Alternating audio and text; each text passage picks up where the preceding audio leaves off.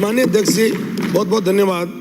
आपने मुझे नगरीय विकास एवं आवासन स्वशासन की मांग पर बोलने का मौका दिया। समय के बाध्यता को देखते हुए मैं आज सीधा मेरे निर्वाचन क्षेत्र की बात करना उचित समझूंगा।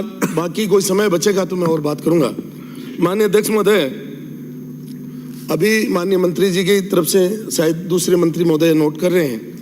मैं आपको कहूंगा कि मोदी जी बार बार चर्चा करते हैं अमृतकाल की, और हम उनके अमृतकाल की योजनाओं का भी स्वागत करते हैं। अमृतकाल में डीरवाना को जो पैसा मिला, और मेरे से पहले जितने वक्ता बोले विशेष रूप से सत्ता पक्ष के, क्योंकि ये पक्ष तो पिछली बार सत्ता में खुद था, इसलिए ईओ, नगर पालिका चेयरमैन इनके अधिकार क्षेत्र में थे, तो जितने भ्रष्टाचार की बातें आ रही हैं वो इधर से ही आ रही हैं, और इधर से मंत्री जी जरूर सुनेंगे। मैं भ्रष्टाचार के 7 नमूने बताऊंगा। अमृतकाल का जो पैसा आया हमारे सिंगी तालाब, जीर्णोद्वार और कचौलिया तालाब का, उसमें जो उसकी डीपीआर थी उसके विरुद्ध काम हुआ। और पर्ची की जो बात की जाती है ना, पर्ची की, पर्ची सरकार, ये वास्तव में अगर कहीं देखना हो तो पिछले 5 वर्षों में डीडवाना में चला, एक घर से पर्ची आती थी, वो ईओ को पर्ची जाती, उसी को ठेका मिलता, ईओ को पर्ची जाती, उसी को सफाई का काम मिलता, ईओ को पर्ची जाती। यानी वास्तव में पर्ची का अगर किसी ने दुरुपयोग किया है तो वो तत्कालीन विधायक डीडवाना ने किया है, और उसकी अगर जांच हो गई तो मैं जिम्मेदारी से कह रहा हूं कि उसमें इतनी जबरदस्त कार्रवाई होगी कि नगर पालिका का दुरुपयोग। माननीय अध्यक्ष महोदय, हाँ वो आपने किया है, तो मैं माननीय अध्यक्ष महोदय, हाँ मैं नगर पालिका अधिनियम जवाब तो बोलते, नगर पालिका अधिनियम 2009 की बात करूंगा। माननीय अध्यक्ष महोदय, मैं नगर पालिका अधिनियम 2009 की बात करूंगा। उसमें लिखा है कि नगर पालिका की सामान्य साधारण बैठक 60 दिनों के भीतर एक बार हो जानी चाहिए। पिछले 2 साल से कोई बैठक नहीं हुई, सिर्फ पर्ची से काम हुआ। तो मैं आपसे निवेदन करना चाहता हूं माननीय अध्यक्ष महोदय, यहाँ भी चाहे IDSMT, यहाँ भी पर्ची से काम होता है। हाँ, IDSMT यहाँ भी हो रहा है, नहीं यहाँ पर्ची से हो रहा है ना, आप क्या पर्ची हो रहा है। IDSMT, माननीय अध्यक्ष महोदय, IDSMT में एक 8 करोड़ 56 लाख का काम शुरू किया, 10 साल पूरे हो गए, और उस पैसे का जिस तरीके से दुरुपयोग किया गया, एक काम जो टाउन हॉल बन रहा है वो अधूरा पड़ा है, और उस पैसे को दूसरी तरफ डाइवर्जन कर दिया गया, और किस तरीके से उसका दुरुपयोग। सीवरेज परियोजना फर्स्ट और सेकंड दोनों में जो O&M का काम जिनके पास, कंपनी के पास था, वो भी काम नहीं कर रही है, और जो अलाइनमेंट उनको बताया गया था डीपीआर में उसके अनुसार भी काम नहीं हुआ। माननीय अध्यक्ष महोदय, तो मेरा आपसे कहना है आपके माध्यम से कि हमारा पशु मेला जो था डीडवाना का, बहुत प्रसिद्ध पशु मेला था, उसमें आज सारा सीवरेज का पानी जाकर के गिर रहा है।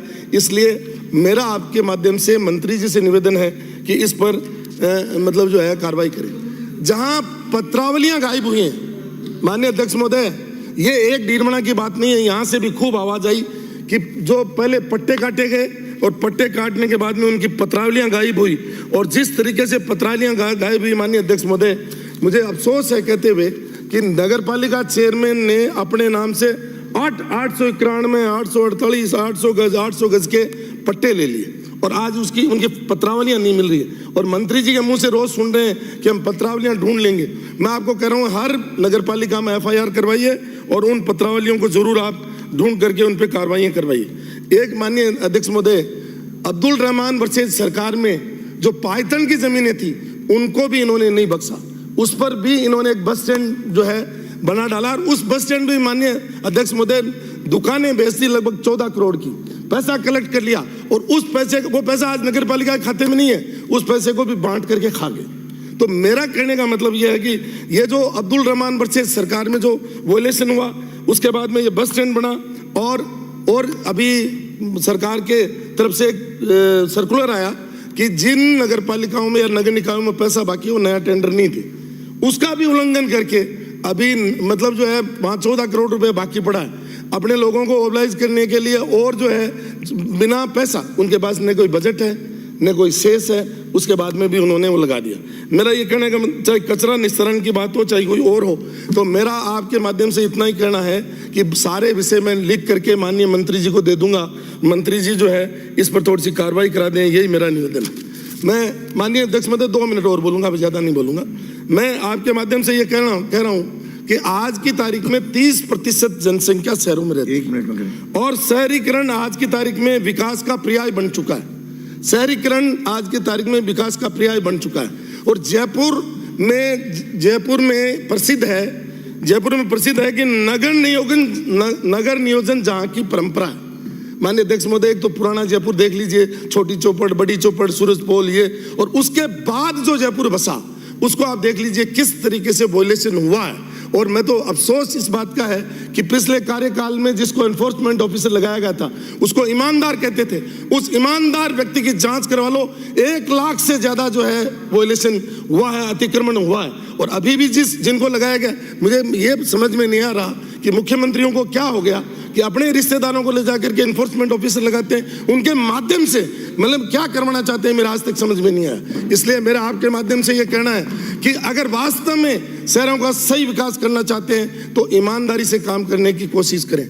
आज अभी मैं इनकी रिपोर्ट पढ़ रहा था माननीय अध्यक्ष महोदय, ये इनका वार्षिक प्रतिवेदन पढ़ रहा था। लोग, बस एक लाइन लास्ट बोलूंगा, मैं ये कह रहा हूं कि दूसरे पेज पे ही इन्होंने लिखा है कि 240 नगरीय निकाय। मेरा कोई कमी निकालना मेरा उद्देश्य नहीं है, और जबकि उसी पेज पे दूसरी लाइन लिख रहे हैं 282 है। तो पहले ये तय कर ले इनके प्रतिवेदन कौन दस्तखत करता है, इनके प्रतिवेदन कौन पेश करता है। क्योंकि हमारी गलती इतनी है कि हम पढ़ करके आते हैं, तैयारी करके आते हैं माननीय अध्यक्ष महोदय आधे घंटे 1 घंटे की, और आप उसको 5 मिनट में सबमिट करवाते हो, समाप्त करवाते हो। इसलिए हमारा निवेदन है, सक्षम लोग अपनी महत्वपूर्ण बात 5 मिनट में भी पूरी कर लेते हैं। कर दी हमने तो आपको कर दी। अगर जांच हो जाएगी तो सब सामने आ जाएगा। और जो मैंने मुख्य बात कही है एनफोर्समेंट ऑफिसर की, वो मेरे आज तक समझ में नहीं आया। मैं भी जयपुर में रह रहा हूँ माननीय अध्यक्ष महोदय 40 साल से, कि ये जयपुर किस तरीके से बेतासा बस रहा है, सब देख रहे हैं। और मुझे उम्मीद है कि ये सरकार इस पर कार्रवाई जरूर करेगी। धन्यवाद। माननीय अध्यक्ष महोदय जी, मुझे आपने मांग संख्या 39 और 40 पर बोलने का मौका दिया, आपका धन्यवाद। आदि